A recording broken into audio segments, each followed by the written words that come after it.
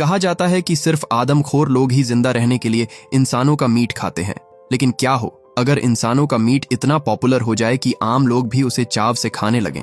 France की इस meat shop में कुछ ऐसा ही होता है। शहर के बीचों बीच एक साधारण सी मीट शॉप के बाहर हजारों लोगों की भीड़ जमा हो जाती है। इस शॉप का ऑनर एक खास तरह के मीट को बेचता है जो खाने में इतना लजीज है कि लोग उसके लिए मुंह मांगे पैसे देने को तैयार हैं। दिन बीतते गए लेकिन ना तो लोगों की भीड़ कम हुई और ना ही उस मीट की पॉपुलैरिटी।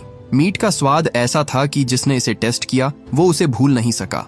एक दिन एक कस्टमर ने शॉप के मालिक विंसेंट से पूछ लिया कि ये मीट किसका है, जिस पर विंसेंट ने उसे झूठ बोला कि ये ईरानियन पिग का मीट है। ये जवाब सुनते ही दुकान के आसपास की गलियों में ये बात जंगल में आग की तरह फैल गई। अब लोग और अधिक उत्सुक हो गए। दुकान पर भीड़ इतनी बढ़ गई कि सड़कों पर जाम लगने लगा। जो बूचर कल तक बस अपनी दुकान को किसी तरह चलाने की कोशिश कर रहे थे वो अब लाखों कमा रहे थे। दूसरी ओर बड़े मीट की फैक्ट्रीज इस दुकान की इंस्टेंट पॉपुलैरिटी के चलते बंद होने के कगार पर आ गई थी, लेकिन ये हमेशा से नहीं था। कुछ हफ्ते पहले विंसेंट की शॉप पर मक्खी भी नहीं आती थी।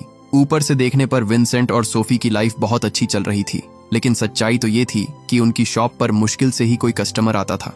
विंसेंट मीट बेचने से पहले उसकी अच्छे से मसाज करता था। उसका मानना था कि इससे मीट का टेस्ट बढ़ता है, लेकिन उसके कस्टमर्स को ये बस झांसे के अलावा कुछ नहीं लगा। जब विंसेंट मीट को मसाज देता तो वो बस चुपचाप खड़े उसे अजीब निगाहों से घूरते रहते। उसकी दुकान पर लोग बस इसलिए आते थे क्योंकि वहां बिल्कुल भी भीड़ नहीं होती थी, जिससे उनका टाइम बचता था। एक दिन कुछ एक्टिविस्ट उनकी शॉप पर अटैक कर देते हैं और सोफी पर जानवर का खून फेंककर विंसेंट को बहुत पीटते हैं। विंसेंट उनमें से एक का मास्क उतारकर उसका चेहरा देख लेता है, पर इतने लोगों के सामने भला वो अकेला क्या ही कर पाता। उस पर हमला करने वाले लोग वेजिटेरियन थे जो नहीं चाहते थे कि उनके इलाके में कोई भी जानवरों का मीट बेचे। ये कुछ खास तरह के लोग होते हैं जिन्हें मीट खाने वालों से भी नफरत होती है और मीट बेचने वालों से भी। ऐसे लोगों को वीगन कहा जाता है। ये ना तो किसी जानवर और ना जानवरों से बनी किसी भी चीज का सेवन करते हैं और ना किसी को करने देते हैं। ये वीगन एक्टिविस्ट अक्सर विंसेंट की मीट शॉप पर हमला करके तोड़ फोड़ करते थे, जिससे विंसेंट की दुकान कर्जे में डूबती जा रही थी। उसी दिन ये कपल अपने दोस्त मार्क और स्टेफनी के घर जाते हैं। विंसेंट की तरह मार्क भी मीट के बिजनेस में था, लेकिन हालत विंसेंट जैसी नहीं थी। उसकी एक शॉप थी जो बहुत अच्छे से चल रही थी। सोफी स्टेफनी के सामने फूट फूट कर रोने लगी और उसे बताया कि पिछले कुछ सालों से विंसेंट और उसके बीच कुछ सही नहीं चल रहा। हमारी दुकान में भी कोई कस्टमर नहीं आता और जो आता भी है उसे ये वीगन्स डराकर भगा देते हैं। जवाब में स्टेफनी कहती है कि सोफी, तुम विंसेंट से अच्छा आदमी डिजर्व करती हो, मेरी मानो तो उसे छोड़ दो। वो अपना एग्जाम्पल देते हुए बताती है कि उसके हस्बैंड ने उसे पिछले महीने गोल्ड का नेकलेस गिफ्ट किया, और तो और हम वेकेशन पर भी गए। विंसेंट ने तुम्हें हाल फिलहाल में क्या गिफ्ट दिया है? जरूरी नहीं वो महंगी हो, एक सस्ता सा फूल भी एक गिफ्ट ही होता है। हालांकि उसके सुझाव में सोफी को सिर्फ ताने ही नजर आते हैं, क्योंकि वो बार बार उसे अपनी महंगी चीजें दिखाकर उसे जलाने की कोशिश कर रही थी। इसके बाद जब वो एक साथ खाना खाने के लिए इकट्ठा हुए तो मार्क उन्हें अपनी चौथी बूचर शॉप के बारे में बताता है, जिससे वो हर महीने $1 लाख कमा रहा था। अब ये सुनकर तो विंसेंट और सोफी को उनसे और जलन होने लगी। मार्क को जब पता चला कि विंसेंट की शॉप पर वीगन एक्टिविस्ट ने अटैक किया था, तो वो उसे एक राइफल गिफ्ट करता है और कहता है, जब तक तुम अपनी शॉप की सिक्योरिटी के लिए सीसीटीवी और फेंस नहीं लगा लेते तब तक इसे अपने पास रखो। वो एक्टिविस्ट अगली बार हमला करने से पहले 10 बार सोचेंगे। विंसेंट उसे कहता है कि मेरे पास इसे चलाने का परमिट नहीं है, लेकिन मार्क उसे समझाता है कि इसे सिर्फ उन्हें डराने के लिए इस्तेमाल करना है। उन्हें थोड़ी पता है कि तुम्हें ये चलानी नहीं आती। घर लौटते वक्त सोफी बस यही सोच रही थी कि वो क्यों उनके पास गए। इन लोगों ने उनकी टेंशन और बढ़ा दी थी। पैसों की कमी के चलते सोफी और विंसेंट के बीच दूरियां बढ़ती जा रही थीं। हालात यहां तक पहुंच गए थे कि सोफी ने उसे डिवोर्स देने तक का फैसला कर लिया था, लेकिन विंसेंट उसे ठंडे दिमाग से काम लेने के लिए कहता है। इसी बीच उसकी नजर एक वीगन एक्टिविस्ट पर पड़ती है। विंसेंट उसे देखते ही पहचान लेता है कि ये तो वही आदमी है जिसने उसकी शॉप पर अटैक किया था। उसे सबक सिखाने के लिए विंसेंट उसे टक्कर मारकर गिराना चाहता था, लेकिन जैसे ही वो अपनी कार को रिवर्स में लेता है, वो एक्टिविस्ट गलती से उसकी कार के नीचे दबकर मारा जाता है। दोनों कार से निकले और उसकी लाश को देखकर बुरी तरह डर गए। विंसेंट बोला, अगर ये मीट खाता तो इतनी छोटी टक्कर से इसकी मौत ना होती। वो मदद के लिए पुलिस को फोन करने ही वाला था, लेकिन सोफी उसे ऐसा करने से रोक लेती है, क्योंकि मर्डर उन्होंने किया था, इसलिए कोई उनकी बात पर भरोसा नहीं करता। ऊपर से उनकी कार में मार्क की दी हुई राइफल भी रखी हुई थी। ऐसे में सबको यही लगता कि इसने हमारी दुकान में तोड़ फोड़ की, इसीलिए हमने इसे मार डाला। सोफी को आइडिया आया, क्यों ना वो उसे काट कर उसके टुकड़ों को अलग अलग जगह फेंक दे। ये तरीका उसने एक सीरियल किलर को देखकर सीखा था। यहाँ तक कि वो उसका मीट पिग के मीट के साथ मिलाकर बेचने का भी सोचती है, लेकिन विंसेंट उसे ऐसा करने से मना कर देता है। वो उसकी लाश को अपनी शॉप में लाते हैं और उसे ठिकाने लगाने के लिए विंसेंट उसकी बॉडी को छोटे छोटे पीस में काटने लगता है। ऐसा करते वक्त उसे बहुत घिन आ रही थी। इसी बीच एक कान कटकर नीचे गिर जाता है, जिसे उसका डॉग तुरंत खा लेता है। उसे ये इतना अच्छा लगा कि वो विंसेंट से और मांगता है। शुरुआत में तो विंसेंट ने उसे नजरअंदाज किया, पर बाद में वो उसे उस आदमी का दूसरा कान भी दे देता है, जिसे उसके डॉग ने बड़े चाव से खाया। घंटों तक उसे काटने और पीसने के बाद विंसेंट की आंख लग जाती है और वो सो जाता है। अगली सुबह वो लेट उठता है, पर जब उसकी नजर टेबल पर पड़ती है तो वहां उसका ग्राइंड किया हुआ मीट नहीं था। वो बहुत घबरा जाता है और सोफी से पूछता है, मैंने कल रात उसे यहीं रखा था, वो कहाँ गया? पर सोफी बोली, क्या कहाँ गया? अच्छा, वो लैम्प का मीट, उसे तो मैंने मीट काटने वाली मशीन में डाल दिया। विंसेंट बोला, कुछ भी करने से पहले एक बार मुझसे पूछ तो लेना चाहिए था। अब ये बताओ, तुमने उसे किसी को बेचा तो नहीं? लेकिन इससे पहले वो कुछ कह पाती, एक कस्टमर उसकी शॉप पर आती है और उससे वही मीट मांगती है जो कुछ देर पहले वो खरीद कर ले गई थी। पता चलता है कि सोफी ने गलती से उसे पिग के मीट की जगह उस इंसान का मीट बेच दिया था, जो उस औरत को बहुत पसंद आया। विंसेंट उन्हें उस मीट को खरीदने से मना करता है, लेकिन वो औरत उसका स्वाद भूल ही नहीं पा रही थी। इस बात से अनजान कि वो इंसान का मीट है, सोफी भी विंसेंट से उसे बेचने के लिए जिद बहस करने लगती है, जिसके बाद विंसेंट को मजबूरन वो मीट बेचना पड़ता है। उसके यूनिक टेस्ट के पीछे की असली सच्चाई छुपाने के लिए विंसेंट को झूठ बोलना पड़ता है कि ये ईरानियन पिग का मीट है, जिसे दुनिया में बहुत कम लोग ही तैयार कर पाते हैं। कस्टमर के जाने के बाद विंसेंट सोफी को बताता है कि उन्होंने अभी अभी इंसान के मीट को बेचा है। ये सुनकर सोफी को बिल्कुल भी अजीब नहीं लगता, उल्टा उसे तो लगा कि ये तो उस डेड बॉडी को ठिकाने लगाने का सबसे बेस्ट तरीका है। विंसेंट को लगा कि उसका दिमाग खराब हो गया है। वो उस मीट को फेंकने जाता है, पर तभी वहां एक और आदमी आ जाता है। उसे भी वही ईरानियन पोर्क चाहिए था जो कुछ देर पहले वो औरत लेकर गई थी। धीरे धीरे वो डेड बॉडी ईरानियन मीट के नाम से फेमस हो गई और दोनों ने उसे बेचकर ढेर सारा पैसा कमाया। एक दिन उनकी दुकान पर एक पुलिस वाला आता है। उसे देखकर उन दोनों के डर के मारे पसीने छूटने लगे। उन्हें लगा कि ये उनसे उस गुमशुदा वीगन के बारे में पूछताछ करने आया है, लेकिन ऐसा नहीं था। वो पुलिस वाला भी उनसे वही मीट खरीदने आया था। विंसेंट समझ नहीं पा रहा था कि आखिर इस मीट में ऐसा क्या है जो लोग इसे इतना पसंद कर रहे थे। एक रात वो खुद इसे ट्राई करता है और उसे रियलाइज होता है कि ये उसकी लाइफ का सबसे बेस्ट मीट था। सोफी विंसेंट से कहती है कि जिसे हमने मारा वो वीगन था। ये लोग मीट या कोई जानवरों से बनी चीजें नहीं खाते हैं, शायद इसलिए उसका मीट इतना टेस्टी था। वो कहती है, क्यों ना हम इन वीगन लोगों को मारकर उनका मीट अपनी दुकान में बेचे। लोगों को ये पसंद आ रहा है, हम बहुत सारे पैसे कमा सकते हैं। लेकिन ये सुनते ही विंसेंट उसे आगे कुछ भी बोलने से मना करता है, क्योंकि वो पैसों के लिए अपनी इंसानियत को बेचने की बात कर रही थी। अगले दिन उनकी बेटी क्लॉय अपने बॉयफ्रेंड लूकस को उनसे मिलाने लाती है। विंसेंट को इस दिन का बड़ी बेसब्री से इंतजार था। उसने उस दिन बहुत अच्छा खाना बनाया था, लेकिन जैसे ही वो लूकस को खाना सर्व करता है, लूकस उसके बनाए डिनर को खाने से मना कर देता है। विंसेंट को पता चलता है कि लूकस भी वीगन है, जो नॉनवेज खाना तो छोड़ो, उसकी ओर देखना भी पसंद नहीं करता था। विंसेंट ने कहा, कोई बात नहीं बेटा, ये लो मशरूम्स खा लो। लेकिन लूकस उसे भी खाने से मना कर देता है, क्योंकि वो मशरूम गलती से चिकन को छू गया था। सोफी उसे खाली पेट नहीं भेजना चाहती थी, इसलिए वो उसके लिए केक लेकर आती है, लेकिन लूकस उसे भी खाने से मना कर देता है, क्योंकि उसमें उन लोगों ने अंडा डाला था। उसकी देखा देखी क्लोई भी खाना खाने से मना कर देती है और दोनों वहां से चले जाते हैं। ये देखकर विंसेंट का खून खौल उठता है, क्योंकि उसके पूरे दिन की मेहनत पर उस लड़के ने 1 मिनट में पानी फेर दिया। उसे रियलाइज होता है कि सोफी सही कह रही है, इन वीगन्स को दुनिया से खत्म कर देना चाहिए। उस रात वो दोनों एक वेगन रेस्टोरेंट में जाते हैं और वहां बैठे ढेर सारे वीगन्स लोगों के बीच अपने अगले शिकार की तलाश करने लगते हैं। उनकी नजर एक आदमी पर पड़ी, पर वो बहुत कमजोर था। विंसेंट बोला, इसमें हमें हड्डियों की सिवाय कुछ नहीं मिलेगा। जिसके बाद वो उस रेस्टोरेंट के मालिक को चुनते हैं, जो वेजिटेरियन होने के बावजूद काफी मोटा तगड़ा था। प्लान सिंपल था, उसे मारना है, फिर उसे काट कर ग्राइंड करके बेचना है। विंसेंट उसे मारने के लिए मीट काटने वाला चाकू लिए उसका पीछा करता है, लेकिन वो जैसे ही उस पर हमला करने वाला था, उसकी बॉडी डर के मारे थर थराने लगती है और वो उसे बिना मारे ही वहां से भाग खड़ा होता है। सोफी कहती है कि उन्हें और प्रैक्टिस की जरूरत है, जिसके बाद वो अगले दिन वीगन एक्टिविस्ट के बीच वीगन्स बनने का नाटक करते हैं। इतने सारे लोगों में से उन्हें सबसे कमजोर शिकार की तलाश थी, ताकि उसे मारने में उन्हें ज्यादा दिक्कत ना हो। दिन भर में उन्हें कई लोग मिलते हैं, जिसमें से कुछ लोग जो मीट खाते थे उन्हें जमकर गालियां देते हैं, क्योंकि उनका मानना था कि कोई किसी के खाने की पसंद नापसंद को लेकर उसे नीचा नहीं दिखा सकता। सोफी पूरे दिन चुपचाप सबकी गालियां सुनती रहती है, लेकिन एक पर उसका गुस्सा फूट पड़ा और वो उसे भला बुरा सुनाने लगी, जो देख एक बार के लिए विंसेंट भी दंग रह जाता है। लेकिन फिर उनकी मुलाकात एक पतले से आदमी से होती है, जो उनके एफर्ट्स और जानवरों के लिए उनके प्यार की सराहना करता है। सोफी को उसका टारगेट मिल गया था। वो उस आदमी को कुछ बात करने के बहाने पार्किंग एरिया में बुलाते हैं। जैसा कि उन्होंने प्लान किया था, वो उसे मारने के लिए अलग अलग तरीके के बारे में सोचने लगते हैं। लेकिन उनके प्लान्स पर एक बार फिर से पानी फिर जाता है जब वो देखते हैं कि वो पतला आदमी अपने दोस्तों के साथ आया था।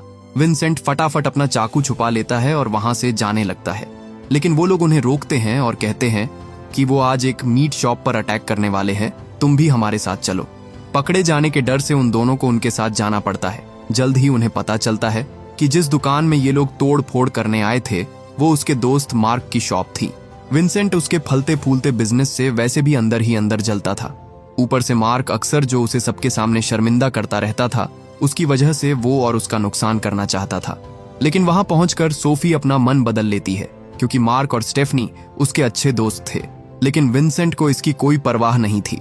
उसके बिजनेस को नुकसान पहुंचाने के लिए वो उनकी दुकान में तोड़ फोड़ करते हैं और सब कुछ डिस्ट्रॉय कर देते हैं। इतना काफी नहीं था तो विंसेंट ने मार्क की तस्वीर पर सूसू भी कर दिया। ये सब करके उसके दिल को बहुत सुकून मिला था, क्योंकि अब वो अकेला नहीं था जिसका नुकसान हुआ है। जैसे जैसे वो अपने प्लान के बारे में सोच रहे थे, वैसे वैसे चीजें और ज्यादा कॉम्प्लिकेटेड होती जा रही थी। जल्द ही वो दोनों एक दूसरे की बातों से सहमति जताना बंद कर देते हैं और उनमें बहस होने लगती है। बात इतनी आगे बढ़ जाती है कि विंसेंट उसे छोड़कर चला जाता है। सोफी को अकेला पाकर एक लड़का उस पर लाइन मारता है। वो सोफी से बात करता है और सोफी जल्द ही उससे इम्प्रेस हो जाती है, यहाँ तक कि वही लड़का उसे घर तक ड्रॉप करने भी जाता है। दोनों के बीच सब कुछ ठीक चल रहा था कि तभी सोफी को पता चलता है कि वो लड़का वीगन है। ये जानते ही सोफी तुरंत उसे अपना शिकार बनाने का सोचती है। उसे किस करने के बहाने सोफी उसके होंठों को बाइट कर लेती है, जिससे उनमें ब्लीडिंग होने लगती है। सोफी उसे फर्स्ट एड के बहाने उसे घर के अंदर चलने के लिए कहती है और विंसेंट को बताती है कि उसे उनका शिकार मिल गया है। विंसेंट को अब बस उसे मारना था, लेकिन एक बार फिर उसके हाथ कांपने लगते हैं और वो उसे मारने से मना कर देता है। उसे उकसाने के लिए सोफी कहती है कि अगर तुमने उसे नहीं मारा तो आज रात मैं उसके साथ सो जाऊंगी। लेकिन ये सुनने के बाद भी विंसेंट के अंदर हिम्मत नहीं आती। उसे लगा ये सब बस उसे उकसाने के लिए है। लेकिन सोफी सच में उस लड़के के साथ इंटीमेट होने चली जाती है। उसे ये करता देख विंसेंट जल्दी से अपने चाकू पर धार लगाने लगा। विंसेंट उसे मारने जा ही रहा था कि तभी उसे याद आया कि वो उस आदमी के मीट को स्ट्रेस में नहीं डाल सकता, वरना स्ट्रेस की वजह से उसके मीट का टेस्ट खराब हो जाएगा। अपने शिकार को रिलैक्स करने के लिए सोफी उसे मसाज देती है। विंसेंट जब बाहर आया तो उसने देखा कि वो आदमी उसकी बीवी के सामने बिना कपड़ों के खड़ा था। उसे ये करता देख विंसेंट का खून जल्द ही उबाल मारने लगता है और अब तो हिम्मत की बात ही नहीं थी। वो उस लड़के पर कूद पड़ता है और उस बेचारे को बड़ी बेरहमी से मार डालता है। क्लोई की आवाज सुनकर विंसेंट जल्दी से अपने मुंह पर लगा खून साफ करता है और सोफी उसकी बॉडी को सोफे के पीछे छुपा देती है। उन्हें पता चला कि क्लोई का उसके बॉयफ्रेंड लूकस के साथ झगड़ा हुआ था, क्योंकि लूकस को लगा कि उसने उससे छुपकर नॉन वेज खाया है। सोफी ने उसे बहुत समझाने की कोशिश की कि ऐसा कुछ नहीं है, लेकिन लूकस नहीं माना, क्योंकि वो एक बूचर की बेटी थी। उसे लगता था कि मीट खाना तो उनके खून में ही होता है। क्लोई आज रात वहीं रुकना चाहती थी, पर विंसेंट को लाश ठिकाने भी तो लगानी थी, इसलिए वो अपनी बेटी को घर से बाहर निकाल देता है और उसे लूकस से जाकर माफी मांगने को कहता है। क्लोई के जाने के बाद उन्होंने जल्दी से सारे सबूत मिटा दिए और बॉडी को काटकर मीट में बदल दिया। अगले दिन सोफी को स्टेफनी का फोन आता है, जो उसे रो रो कर अपनी शॉप की दुर्दशा के बारे में बता रही थी। वो दोनों तुरंत मार्क की शॉप पर जाते हैं। विंसेंट ने अकेले उसकी दुकान में इतना नुकसान किया था जितना कि वो सारे वीगन एक्टिविस्ट मिलकर भी नहीं कर पाते। वो ऐसे दिखावा करते हैं मानो जैसे कि उन्हें कुछ पता ही नहीं। वहां पर एक पुलिस वाला विंसेंट से अकेले में कुछ बात करना चाहता था। विंसेंट बहुत डर जाता है, पर ऐसा कुछ नहीं था जैसा उसने सोचा था। उस पुलिस वाले ने तो उसके स्पेशल ईरानियन पोर्क के बारे में बात करने के लिए उसे कोने में बुलाया था। उसने एक स्पेशल मसाला तैयार किया था जिसके लिए उसे सबसे बेस्ट मीट चाहिए था, जिसके लिए उनके ईरानियन पिग से बेहतर और क्या हो सकता था। ये जानकर कि उस पुलिस वाले को असली मैटर के बारे में कुछ नहीं पता, विंसेंट चैन की सांस लेता है। उस दिन वो अपने ढेर सारे कस्टमर्स को इंसानी मांस बेचते हैं। उसे खरीदने के लिए लंबी लाइन लगी थी, जिसके चलते कुछ ही मिनटों में सारा मीट सोल्ड आउट हो जाता है। इसके बाद उन्हें जब भी मीट की जरूरत होती वो शिकार पर निकल जाते और इस तरह वो हर दिन लोगों को मारकर ग्राइंड करने लगे। बिजनेस बूम कर रहा था और देखते ही देखते बड़ी बड़ी मीट फैक्ट्रीज बंद होने की कगार पर आ गई। कुछ ही हफ्तों में विंसेंट ने मीट का प्राइस भी बढ़ा दिया, लेकिन फिर भी लोगों की भीड़ थमने का नाम नहीं ले रही थी। जल्द ही दुकान का सारा मीट खत्म हो गया और अब उन्हें और मीट की जरूरत थी, जिसके लिए वो फिर से शिकार पर निकलते हैं। उन्होंने विन्नी नाम के लड़के को बुचर शॉप तोड़ने के बहाने एक सुनसान जंगल में मिलने के लिए बुलाया।